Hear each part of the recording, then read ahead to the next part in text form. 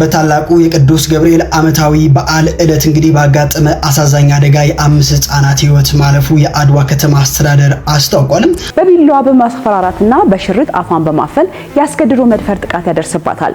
ሰላም እንደምን ቆያችሁ? ውድና የተከበራችሁ የአቦክ ሚዲያ ቤተሰቦች ሁሉ ሰላም አለን። እንግዲህ ሳምንቱ ቆንጆ እንደነበረ ተስፋ አደርጋለሁኝ።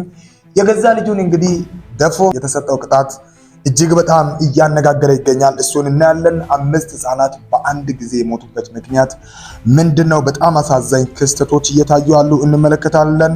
ጉድ ያስባለው በብረት ተቀምጦ እንግዲህ 2 ሰዓታትን የሚያህል የተጓዘው የ10 ዓመት ልጅ አሁንም ያለው ስለ ማስተር አብነት ብዙዎች እንግዲህ እያቀናበሩ እየሰሩ ያሉት የሞት ቪዲዮ አንዳንዶችን በተለይ ከሀገር ውጭ ያሉትን እያስደነገጠ ያለ አዝናኝ ቪዲዮዎች መሀል ላይ እንደተጠበቁ ናቸው።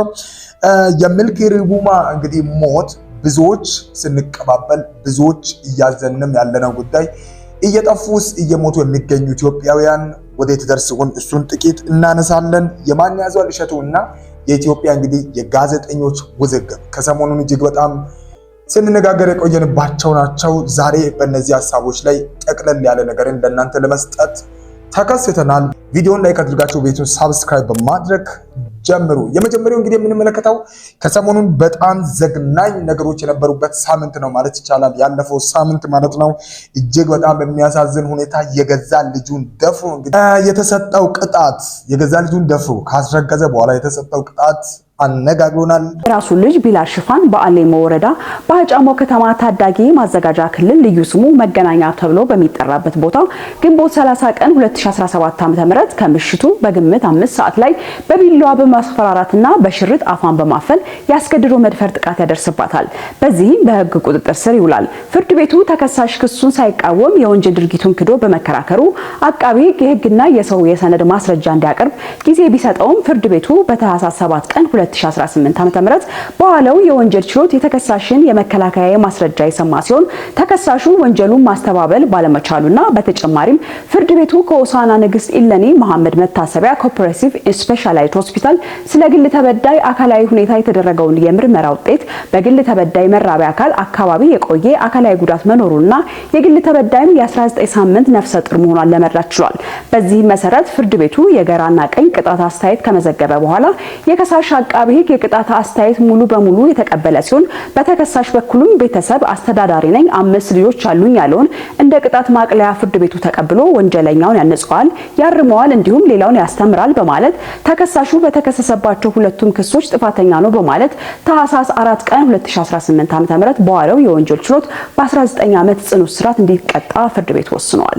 ውሳኔው ይወሰን ግን ምናልባት በጣም ዘግናኝ ነገሮች እኛ ሀገር መሰማታቸውን ቀጥለው እንግዲህ ይሄን እየሰመናለን። የሚገርማችሁ አባት የወለዳትን ልጅ የራሱን የገዛ ልጁን ነው ማለት ነው የሚደፍረውና በጣም የሚያሳዝነው ደግሞ ምንም አይነት መከራከሪያ ሀሳቦችን ሳያቀርብ እውነትነቱን ተቀብሎ ማለት ነው። ምክንያቱም ድርጊቱን አድርጓል በዚህ ህፃን ላይ ማለት ነው። በጣም የሚያሳዝን በጣም እውነት ሰው ወልዶ ልጁን እያሳደገ በገዛ ልጁ ላይ 5 ሰዓት ላይ ከምሽቱ ተነስቶ ብላዋ አንስቶ በሽርጥ አፍኗት እንግዲህ ይችን ህፃን ልጅ በጣም በሚያሳዝን መልኩ ይችን ልጅ እንግዲህ ደፍሮ አስረገዛት ማለት ነው። ያ እንግዲህ በሆስፒታል እንግዲህ ተመርምራ ተረጋገጠ። ከዛ በኋላ ግን የተሰጠው ፍርድ የ19 ዓመት ቅጣት ነው።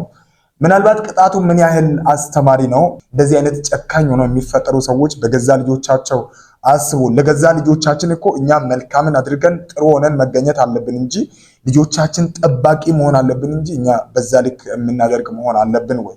በእውነት ለማንኛውም ኢትዮጵያ ውስጥ የሚፈጠሩ ነገሮች የሚያሳዝኑ ነገሮች እጅግ በጣም ጉድ ያስባሉ አሉ። እንግዲህ ከገዛ ከሩቅ አይደለም የመጣው ከገዛ ወላጅ አባቷ እንግዲህ ይህ አደጋ ገጥሟታል። በመራቢ አካል ችግር ተፈጥሮ ሐኪም እስከነጋገርበት ድረስ ማለት ነውና የገዛ ልጁን በዛ ልክ ያደረገው በእውነት ምን አይነት ጊዜ ላይ ያለ ነው? ለማንኛውም ቅጣቱስ በቂ ነው ብላችሁ ታስባላችሁ? ምናልባት በቂ ነው ቅጣቱ? እውነት እንደዚህ አይነት ነገር ያደረገ ሰው በዚህ ልክ መቀጣት አለበት ወይስ? ሀሳባችሁን አጋሩ። ሌላው እንግዲህ ከሰሞኑን እጅግ በጣም ያሳዘነው ሆኗል ይሄ ጉዳዩ ምንድን ነው? በዚህ ሰዓት እጅግ አሳዛኝ የተባለና የበርካቶች ልብ የሰበረ አሳዛኝ መረጃ ተሰምቷል። ዛሬ በገብርኤል ዕለት 5 ህፃናት ህይወታቸው ማለፉ ነው የተገለጸው። ዛሬ ታህሳስ 19 ቀን 2018 ዓመተ ምህረት በአድዋ በአሉላ ጣቢያ እንደ ገብርኤል ተብሎ በሚጠራው አካባቢ በታላቁ የቅዱስ ገብርኤል ዓመታዊ በዓል ዕለት እንግዲህ ባጋጠመ አሳዛኝ አደጋ የ5 ህፃናት ህይወት ማለፉ የአድዋ ከተማ አስተዳደር አስታውቋል። ህፃናቱ በመኖሪያ ቤታቸው ውስጥ ተኝተው ሳለ በከሰል ጭስ በመታፈን በድንገት ህይወታቸው ሊያልፍ እንደቻለ ነው የከተማ አስተዳደሩ የገለጸው። ከነዚህ ህፃናት መካከል 3ቱ የአንድ ቤት ልጆች ሲሆኑ 2ቱ ደግሞ የአባወራው እህት ልጆች መሆናቸው ነው የተገለጸው። በዚህም ታዲያ እጅግ በርካቶች ሀዘናቸው እየገለጹ ይገኛሉ። ለሟቾች ነፍስ ይማር። በጣም በሚገርም መልኩ እኔም ሲጠብቅ የነበረው ምናልባት በአደጋ በተለያዩ በሌሎች ወይም በሰው ምክንያት ምናምን እያልኩ ነበር ሲጠብቅ የነበረው። ነገር ግን የተፈጠረው በጣም ቀላል የሚመስል ሁላችንም የምንቀልደው ነገር ነው። ያ ማለት ከከሰል ጋር ተያይዞ ማለት ነው። እና ከሰል በጣም አደገኛ የሆነ ነገር ነው። ከሰልን ቤት ውስጥ እያነደዱ ቤት ዘግቶ መቀመጥ እንዲሁ ደግሞ ጥለው መውጣት የሚያስከትላቸው ብዙ እንግዲህ አደጋዎች አሉ እና እነዚህ ህፃናት ሞቱበትም በዚህ ምክንያት ነው። ከሰል እንግዲህ አፍኗቸው ነው ቤት ውስጥ እንግዲህ ተኝተው ባሉበት እንግዲህ እነዚህ ልጆች ሞተው ነው የተገኙትና እጅግ በጣም ጥንቃቄ የሚፈልግ ነገር ነው። ከከሰል ጋር ተያይዞ ያለው ነገር ከዚህ በፊት በእኛ አካባቢ የገጠመኝ ነገር ነበረ ከከሰል ጋር ተያይዞ ማለት ነውና ብዙ ጊዜ ብዙ አደጋዎች በዚህ አይነት መልኩ ይከሰታሉ። ነገር ግን በተለይ ወደ ገጠር አካባቢ ትንሽ ደግሞ ከማብራት ጋር ተያይዞ የመጠቀም ነገሮቻችን ያላደገን ማህበረሰብ አለን። ስለዚህ በጣም ጥንቃቄ የሚፈልግ ስሬስ የሆነ ጉዳይ ነው። ህፃናት ባሉበት ከሰል ተደርጎ ወይም ተቀጣጥሎ እንግዲህ መቀመጥ የለበትም። ያ ከሆነ በእንዲህ አይነት አደጋ ውስጥ እንግዲህ የሚከት መሆኑን ለማንኛውም አስተውለናል። በጣም አሳዛኝ ክስተት ከነበሩት መሀል ነው እንግዲህ አንድ ቤተሰብ 3 ልጆቹን አንድ ላይ አጥቷቸዋል። ከዛ ደግሞ ያባወራው እንግዲህ የእህት ልጆችም በሚያሳዝን መልኩ 2ቱ ማረፋቸው ተነግሯል። ይህ እጅግ በጣም አሳዛኝ የነበረ ባለፈው ሳምንት እንግዲህ ከገጠሙን እጅግ በጣም አሳዛኝ ክስተቶች ነው። ለማንኛውም ለወላጅ ዘመዶቻቸው እንግዲህ መጽናናትን እኛም እንመኛለን። እጅግ በጣም አሳዛኝ ነው። በጣም ልብ የሚሰብር ነው። ጥንቃቄ አድርጉ። ይህንንም ቪዲዮ ከጥንቃቄ አንጻር መጠቀም ያለባቸው አካላት ስላሉ እባካችሁን ሼር እንድታደርጉ እጠይቃቸዋለሁ። ሌላው ደግሞ በጣም ሲያሳዝነኝ የነበረው ማስተር አብነት በዚህ ሰዓት እንግዲህ ሐኪም ቤት እንዳለ ይታወቃል። ከሰሞኑንም የእምነት አባቶች እየጸለዩለት እንደሆነ ይታወቃል። ግን ከዚህ ጋር ተያይዞ መቆም ያልቻለ አሁንም የሐሰት መረጃ እየተቀነባበረ እንግዲህ እንደሞተ እየወጣ አለና አንዱን ደግሞ ከሰሞኑን ያየሁት እጅግ ለየት ያለ ነው። እስኪ እናንተም እዩት እስኪ።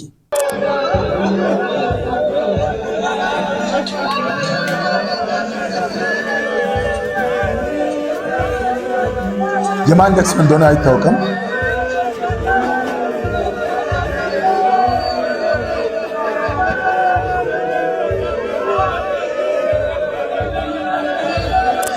ልታው ከዚህ በላይ አላሳያችሁ። ግን በጣም የሚገርመኝ ምን እንደሆነ ታውቃላችሁ? እንዲህ ለቅሶ መሀል ሆኖ ፎቶ ማንሳት ወይም ቪዲዮዎችን መስራት በጣም ቀላል ነው። እንደኔ አንደኛ የማይገባኝ ነገር ነው። የሚያለቅሰውን ህዝብ መቀስ ሲጀመር እንዴት ነው እኔ አላውቅም። ግን ደግሞ ትልቁ ነገር በዚህ ያየሁት ነገር ብዙ ሰዎች እየገባችሁ እያወራችሁ ያላችሁት ነገር ነው። ትንሽ ቪዲዮችን ተከታታይ እንድሰራ የሚያደርገኝና በእውነት ሞቶ ነው እንዴ ምንድነው እያላችሁ በተደጋጋሚ የምትጠይቁ ሰዎች አላችሁ። ብሞት ማስተር አብነት እንኳን ብሞት አይደለም እያንዳንዱ ያለበት ሁኔታ እየታወቀ ባለበት ሁኔታ በዚህ አይነት መልኩ ልትጨነቁ አይገባም።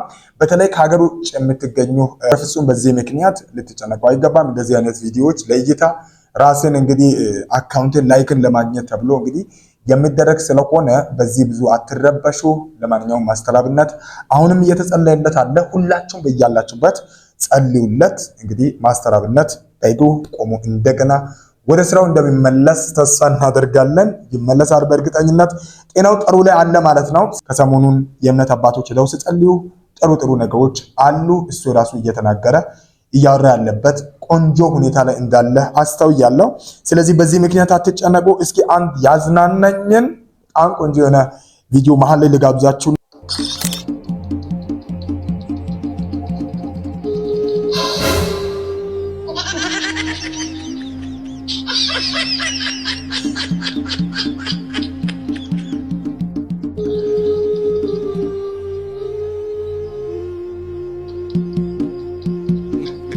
የተዘጋጀው በዚህ ልክ ነውና ሲያድነው። ለማንኛውም ይሄ በጣም በጊዜው በጣም የተዝናናውበት ቪዲዮ ነበረና ምንድነው ነገሩ እንግዲህ ከቤት ሲወጣ በጣም ተዘጋጀ ምናምን እጅግ በጣም ራሱን አሰማምሮ ወጣ። ከዛ እንግዲህ ያለበት አካባቢውን አለየም ማለት ነው። ግን ቪዲዮ ነው ወደ እናንተ ያደረስኩት ማለት ነው። ይሄ ልጅ ያደረገው ነገር በዚህ ሰዓት በርካቶችን ጉድ እያስባለም ይገኛል። ይህ ከላይ የምትመለከቱት የ10 ዓመት ታዳጊ 645 ኪሎ ሜትር የሚረዝም መንገድ ከአውቶቡስ ስር ብረት በመያዝ ይህንን ሁሉ ርቀት ተጉዞ ጉዳት ሳይደርስበት በፈጣሪ ቸርነት ሊተርፍም ችሏል። ታዳጊው ጉዞውን የጀመረው ከሌሊቱ 10 ሰዓት አካባቢ ደንቢ ዶሎ ላይ ሲሆን ማንም ሳያየው በአውቶቡስ ስር ያለ ብረትን ሙጥኝ ብሎ በመያዝ ለሰዓታት አደገኛ ጉዞን አድርጓል። ታዳጊው 645 ኪሎ ሜትር የሚሆን ርቀት ያለምንም ጉዳት መጓዙ መረጃዎች ያመለክታሉ። ከታችኛው ክፍል የሚወጣ እንግዳ የሆነ ድምፅ የሰሙት ሳፋሪዎች ለሹፌሩም ይነግሩታል። ሹፌሩም መኪናውን ቆም ብሎ ሲፈትሸው ታዳጊው ከአውቶቡስ ስር በህይወት ይገኛል። እናም ሹፌሩ ለፖሊስ ሪፖርት ያደረገ ሲሆን ሹፌሮች ጉዞ ከመጀመራቸው በፊት ጥንቃቄ ማድረግ እንደሚገባቸውም ተነግሯል። በጣም እዚህ ላይ ደግሞ የሚገርመው ነገር ልጁ በቃ ተርፏል። ትልቁ ነገር መትረፉ ነው። ግን የመጀመሪያ ትልቁ ልንል የሚያስፈልገውና ልናስጠነቅቅ ልጆችን የሚያስፈልገው ጉዳይ ከመኪና በስተታች መንጠልጠል እጅግ በጣም እንዲሁ ደግሞ ብረት ይዘው ልጆች ብዙ መንገዶችን ሲጓዙ ይታያል። በሰፈራችንም በየአካባቢያችን እንደዛ ያደርጋሉ ልጆች። ይሄ ነገር ግን ጉዳቱ ቀላል አይደለም፣ እጅግ በጣም ቀላል ያልሆነ መሆኑን ልንገነዘብ ልናስተውል ይገባል። ያ ነገር የሚያስከትለው እጅግ በጣም ትልቅ አደጋ አለ። እንደ ፈጣሪ ቸርነት ነው ልጁ መትረፍ ቻለው እንጂ አንድ ኩርባ ውስጥ ቢገባ ወይም አንድ ጥሩ ባልሆነ መንገድ ላይ መኪና ቢገባ ይሄ ልጅ ከስር መሞቱ ነው ማለት ነው። በቀጥታ ይሞት ነበር። አስተውሉ። 645 ኪሎ ሜትርን ያለምንም በዚህ ሁኔታ መድረስ ማለት ቀላል ነገር አይደለም። ትልቅ አደጋ ነው። ትልቅ ማለት ነው። እና ይሄ አጋጣሚ ምናልባት እንደውም ዝም ብለን የምናልፈው ጉዳይ አይደለም። ሁላችንም ጥንቃቄ ባካችሁን እናድርግ። ይሄ ጉዳይ ሲሪየስ ስለሆነ ከመኪና ከተሽከርካሪ ጋር ተያይዘው ያሉ ነገሮችን አናግለን ልጆቻችንን ከዚህ አንጻርም እናስተምር፣ እንዲጠነቀቁ እናድርግ። ከዚህ ጋር ተያይዞ ደግሞ ሌላውን ልማሩ ይገባል ተብሎ ለሹፌሮችም የተነገረው እውነት ምንድነው? ይሄ ከሚፈተሽበት አንዱ ቦታ ነው። መኪና ከመነሳቱ በፊት ጎማዎቹ ቼክ ይደረጋሉ። ከዛ ደግሞ የውስጠኛውን ታች ያሉ ነገሮችን እያንዳንዱን ቼክ ማድረግ አለበት። ተሽከርካሪን የሚይዝ ሰው እነዚህን ቼክ ማድረግ አለበት። ነገር ግን እነዚህን ቼክ ሳያደርጉ ነው የወጡት። ለፖሊስ ማመልከታቸው መልካም ሆኖ ይህ ነገር በጣም አስቸጋሪ ነገርን ይዞ ይመጣል። ነፍስንስ የሚያሳጣ ስለሆነ እባካችሁ በእንዲህ አይነት ነገር ጥንቃቄ ይደረግ። እጅግ በጣም ጥንቃቄ የሚያሻው ጉዳይ ነው። ሌላ የምንመለከተው በጣም ብዙዎቻችን እንግዲህ ከሰሞኑን ብዙ ወጣቶች ይጠፋሉ። ከጠፉበት በኋላ ደግሞ ተገለው ነው የሚገኙትና ይሄ ደግሞ ሌላ ከሰሞኑን ልብ የሰበረ ዜና ሆኗል። እጅግ ያሳዝናል። ከሰሞኑ መጥፋቷን ሲገለጽ የነበረው እህታችን ሞታ መገኘቷ ነው የተገለጸው። እጅግ በሚያሳዝን ሁኔታ እንግዲህ ከቅርብ ጊዜ ወዲህ ጠፉ የተባሉ ሰዎችም ሞተው ሲገኙ እየተመለከትን እየሰማን እንገኛለን። የወሊሶ ከተማ ነዋሪ የነበረችው ይህች በምስሉ ላይ የምትመለከቷት ሚልኪ ረቡማ ሰኞ ታህሳስ 13 ቀን 2018 ዓ.ም ከቀኑ 8 ሰዓት አካባቢ ትምህርት ቤት ለመሄድ እንደወጣች እንዳልተመለሰች ቤተሰቧ አሳውቀው ነበረ። የ20 ዓመቷ ወጣት ሚልኪ ረቡማ እንግዲህ መጥፋቷ ከታወቀ ከ3 ቀናት በኋላ ሐሙስ ታህሳስ 16 2018 ዓ.ም ሞታ መገኘቷ ነው የተገለጸው። ሚልኪ ረቡማ ወሊሶ ከተማ 07 ተብሎ የሚጠራ አካባቢ ሞታ መገኘቷ ነው የተሰማው። እሺ ቆይ ምንድነው አሁን ማለት የምንችለው? ከምር ምን አይነት ነገሮችን ነው እያየን ያለ ነው በሀገራችን? ይሄ አይደለም በሳምንት ውስጥ ከ5 እና ከ7 የበለጡ እየጠፉ እየሞቱ የሚገኙ ወጣቶች፣ ልጆች፣ ህፃናት እየበዙ እየመጣሉ። ምንድነው እየተደረገ ያለው? ምን እየሆነ ያለ ነው? ከምድር በጣም አስቸጋሪ የሆነው ነገር ደግሞ የአብዛኛው ምክንያቶቻቸው አለመታወቁ ነው። እንዴት ማን ነው የገደላቸው የሚል መረጃ እንኳን አሁን በዚህም ቪዲዮ እስካሁን የወጣ ነገር የለም። ቀጥሎ ምናልባት የሚወጣ ነገር ካለ እነግራቸዋለሁ። ግን አስተውሉ፣ ተማሪዎች ወደ ትምህርት ቤት ሄደው የማይመለሱበት ሆኗል። ደግሞ በተለያዩ ምክንያቶች ሊጠፉ ይችላሉ። የጠፉ ሲገኙ ነው የምናውቀው። ግን ደግሞ እጅግ በጣም በሚያሳዝን መልኩ አሁን ላይ የጠፉ በጠፉበት እንግዲህ ሞተው እየተገኙ አሉ እና እቺ ወጣትም እንግዲህ ሞታ ተገኝታለች። እስኪ ምን እየተፈጠረ ነው ኢትዮጵያ ውስጥ የሚለው ጉዳይ በልባችሁ ያለውን በዚህ ኮሜንት ማስቀምጡ። እስኪ ማንን ነው እየገደለን ያለ ነው? በጣም ነው የሚያሳዝነውና ለማንኛውም የወጣቶች ጉዳይ ቀጥሎም እየሞቱ ያሉት ጉዳይ ልታስቡበት ይገባል። ይህንንም ተከታትሎ መረጃ የሚወጣ ከሆነ የምንነግራችሁ ነው የሚሆነው። ሌላው እንግዲህ ከሰሞኑን መነጋገሪያ የሆነውና እያዝናና ያለው አንድ ዜና አለ። እስኪ ተመልከቱት። እንግዲህ ማን ያዘዋል ደግሞ አሁን ደግሞ አነቃቂ መልእክት ልክ ያለው ብለህ ደግሞ ወደ ፌዴሬሽን እንዳትመጣ እባክህ። እዛው ባለህበት አነቃቂ መልእክትን ለሚከተሉ እግር ኳስ ጠልነ በሳምንቱ አጋማሽ የአርባ ምንጭ ከተማና የመቀሌ ሰባ እንደርታ ጨዋታ ላይ ሞቲቬሽኑ ማን ያዘዋል እንግዲህ አነቃቂ መልእክቱን ለአርባ ምንጭ ለትውልድ ሀገሩ ልኮ ነበር እና ስለ እግር ኳስ ምንም አይነት ኢንፎርሜሽን የሌለው ግለሰብ እግር ኳስ ጠል የሆነ ግለሰብ ሜሲ ከአርጀንቲና ጋር ዋንጫ በላ ብሎ ቪዲዮ የሚሰራ ቅሪላም ብሎ እግር ኳስ የሚያጣጥል ግለሰብ አርባ ምንጭ ከመቀሌ ሰባ እንደርታ ሲጫወቱ ፕሪሚየር ሊጉ ሞቲቬተር ሆኖ ቀርቧል። እንግዲህ እና በውጤቱ እንደተመለከታችሁት ክቡራን ተመልካቾች መቀሌ በፕሪሚየር ሊጉ የ11 ሳምንታት ጉዞ የመጀመሪያ ዕድሉን ያሳካው በአርባ ምንጭ ላይ ነው። ያው ከምን በጣም የሚያስቀው ምን እንደሆነ ታውቃላችሁ? እጅግ በጣም ነው የሚያስቀውና ማን ያዘዋል በቀኑ ደርሶ ልጆችን በቃ አነቃቃቸው ምናምን በቃ ማሸነፍ እንዴት እንደሚቻል ብሎ እየሰራውን ቪዲዮ ላፖስት ተደርጎ አይቻለውና በቃ ማሸነፍ ተፈጥሮ ምናምን ስል ተመልክቻለሁና ከዛ በኋላ እንግዲህ ቲሙ የሚገርማችሁ መቀሌ ሰባ እንደርታ እስከዚህ ድረስ ያላሸነፈ ማንንም ቲም አላሸነፈም።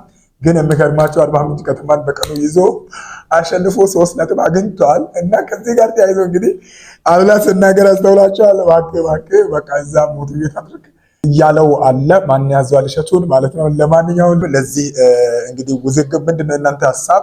ይሄ ውዝግብ እስከምን ይቀጥላል? ቀጥለን እናያለን። ግን ማን ያዘዋልን እዛው ሞቲቬት አድርግ እንጂ እግር ኳስ ላይ እባክህን አትምጣ። ደግሞ ቀጥለ ወደ ፌዴሬሽንም ጭምር እንደውም አነቃቂ መልእክት እንዳትልክ አይነት ነገር ብለውታልና ለማንኛውም ቀጣይ ማን ያዛልም የሆነ ነገር ይላል ይጣበቃል። ለማንኛውም ይሄ ጉዳይ በሳምንቱ ሌላ አወዛጋቢ የሆነ ነገር ነበረ። ኢትዮጵያ እንግዲህ ሌላ እያሳየችን እንግዲህ ቀጥላለች። የሚሞቱ በተለይ ወጣቶች ጉዳይ ልታሰብ ይገባል። እንዲህ በወጡበት እንግዲህ ወጣቶች የሚሞቱ ከሆነ የወጣቶች ተስፋ በኢትዮጵያ ምንድን ነው? ይሄ ጉዳይ በጣም አሳሳቢ በሳምንቱ የነበረ ነው። በሌላ ቪዲዮ እንግዲህ እንገናኛለን። እጅግ በጣም ቆንጆ የሆነ ቆይታ እንደነበረ ተስፋ አደርጋለሁ። ብዙ ጠቃሚ መረጃዎች አሉበት። ቪዲዮን ሼር አድርጉ።